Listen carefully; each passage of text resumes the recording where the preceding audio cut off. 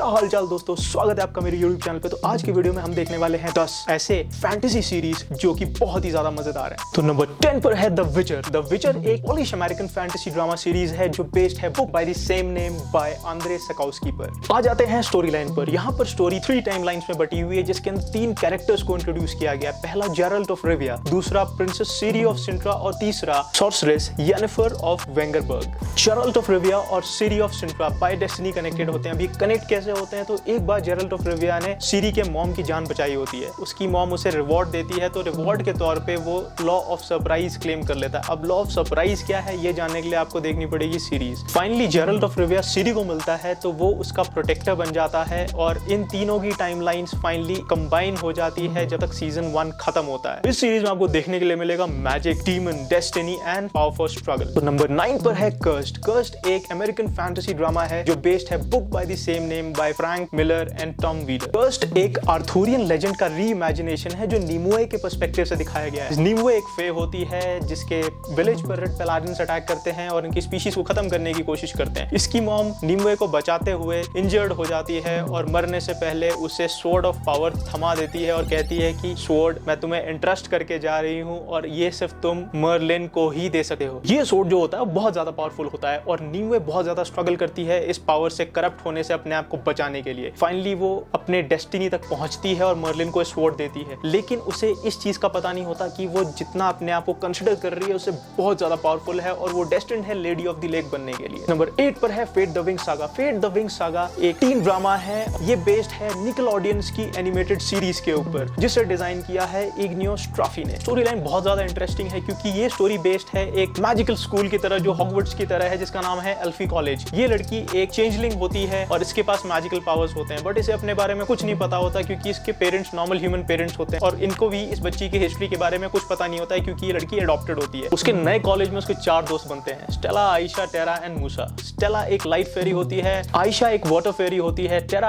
अर्थ फेरी होती है and Musa mind फेरी होती है। ये सारी की सारी चीजें डिफाइन करती है इनके कैरेक्टरिस्टिक्स एंड इनकी कंट्रोलिंग एबिलिटीज को। इनके ऊपर आफत तब टूट जाती है जब एंशिएंट क्रीचर्स बर्न्ड वंस इनकी दुनिया में आ जाते हैं अपनी दुनिया से और यहाँ पर इनके वजूद को थ्रेटन करना शुरू कर देते हैं। नंबर 7 पर है लॉक एंड की। लॉक एंड की एक अमेरिकन हॉरर ड्रामा सीरीज है जो बेस्ड है comic book by same name bye जो हिल एंड गैब्रियल रोड्रिगेज। तो आते हैं हम इसकी स्टोरी लाइन पे। तो रेंडल लॉक के मर्डर के बाद उसकी वाइफ नीना सिएटल से मैसाचुसेट्स मूव करती है अपने 3 बच्चों के साथ जिनका नाम होता है टाइलर, किन्सी एंड बोर्ड। ये सभी जब अपने एंसेस्ट्रल होम पहुंचते हैं तो वहां पर जो सबसे छोटा बच्चा होता है बोर्ड, वो जाकर के पूरे घर की तलाशी लेना शुरू कर देता है और चीजें ढूंढना शुरू करता है। फाइनली उसे हल्के हल्के विस्पर्स सुनाई देते हैं जो उसे लीड करता है पहली मैजिकल की तरफ और ये मैजिकल की दुनिया के किसी भी कोने के लिए पोर्टल खोल सकती है इनके घर से ही। यहाँ पर प्रॉब्लम्स तब शुरू हो जाती हैं जब दूसरी दुनिया से एक ईवल आता है और उसे भी ये कीज चाहिए होती हैं अपना पर्पस सॉल्व करने के लिए। 6 पर है स्ट्रेंजर थिंग्स। स्ट्रेंजर थिंग्स एक American science fiction horror drama series है जो कि हॉकिंस इंडियाना में 1983 में बेस किया गया है। यहाँ पर एक लैबोरेटरी होती है हॉकिंस नेशनल लैबोरेटरी। ये रिसर्च कर रही होती है यूएस डिपार्टमेंट ऑफ एनर्जी के लिए, बट सीक्रेटली ये रिस्पॉन्सिबल होती है पैरानॉर्मल एक्टिविटीज को रिसर्च करने के लिए और इनके टेस्ट सब्जेक्ट्स होते हैं ह्यूमंस। ये लोग गलती से एक ऑल्टरनेट डायमेंशन का पोर्टल खोल देते हैं जिसकी वजह से उस टाउन के लोगों को इफेक्ट होने लग जाता है बहुत बुरी तरीके से। यहाँ पर एक बच्चा विल गायब हो जाता है इस ऑल्टरनेट डायमेंशन के अंदर। एट द सेम टाइम एक लड़की जिसका नाम होता है 11 जो कि साइकोकिनेटिक होती है और इस लैबोरेटरी में एक टेस्ट सब्जेक्ट होती है, वो कैसे न कैसे बच के वहां से भाग निकलती है और वो मिलती है विल के 3 दोस्तों को जिनका नाम होता है माइक, डस्टिन एंड लूकस और वो अपने पावर्स को इस्तेमाल करके इनकी मदद करती है मॉन्स्टर्स से इनको बचाने के लिए और विल को वापस लेकर के आने के लिए। नंबर 5 पर है रैग्नारॉक। रैग्नारॉक एक नॉर्वेजियन फैंटेसी ड्रामा सीरीज है जो रीइमेजिनेशन है नॉर्स माइथोलॉजी का। यहाँ पर एक लड़का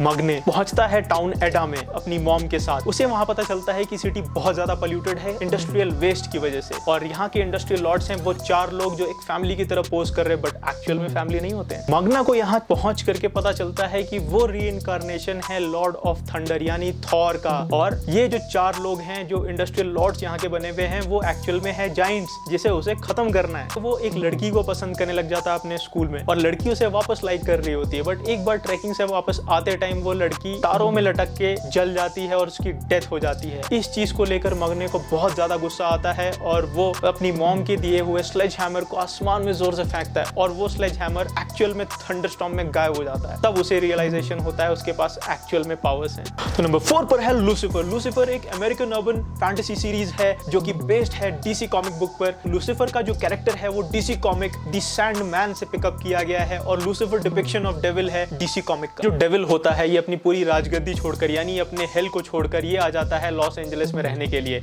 यहाँ पर ये एक लक्स बार खोलता है और उसका मालिक होता है। फाइनली ये डिसाइड करता है LAPD में कंसल्टेंट की तरह काम करने के लिए। LAPD क्या है? Los Angeles police department. और वहां पे कंसल्टेंट की तरह काम क्यों करना चाहता है? क्योंकि उसे वहां पे एक लड़की क्लोए डेकर पसंद आ गई होती है। लूसीफर को एक्चुअल में कोई भी चोट नहीं पहुंचा सकता। ऐसा क्यों? क्योंकि वो एंजल होता है। और जब भी ये क्लोए के पास होता है इसे समझ नहीं आ रहा होता है कि भाई इसे कोई भी शूट करे या कुछ भी करे इसे चोट कैसे लग जाती है, क्या राज है इसका। तो नंबर 3 पर है shadow and bone. Shadow and bone एक अमेरिकन फैंटेसी सीरीज है जो बेस्ड है the book Grishaverse by Israeli American author Leigh Bardugo and the 6 crows duology पे। ग्रीशा वो लोग होते हैं जो मैजिक को कंट्रोल कर सकते हैं, बट हर ग्रीशा एक अलग एलिमेंट को समन कर सकता है। यहाँ पर एक जनरल होते हैं, जनरल किरिगान। उनको चाहिए होता है कि भाई उन्हें एक ग्रीशा मिले जो लाइट को कंट्रोल कर सके। ऐसा क्यों? तो एक्चुअल में दो कंट्रीज के बीच में काफी सालों से अंधेरे जैसा कुछ मटेरियल बना हुआ है और इस कंट्री से उस कंट्री में जाना नामुमकिन है क्योंकि उस डार्क एरिया में बहुत सारे डार्क क्रीचर्स रहते हैं। तो वो इस डार्क एरिया को खत्म करना चाहता है, बट क्या एक्चुअल में उसका यही प्लान है? 2 पर है लूना और नेरा। लूना और नेरा एक इटालियन फैंटेसी सीरीज है जो कि बेस्ड है 17th सेंचुरी इटली में। ये स्टोरी रिवॉल्व करती है अराउंड वुमेन जो कि एक्चुअल में विचेस होती है। सीरीज जब शुरू होती है तो उसके अंदर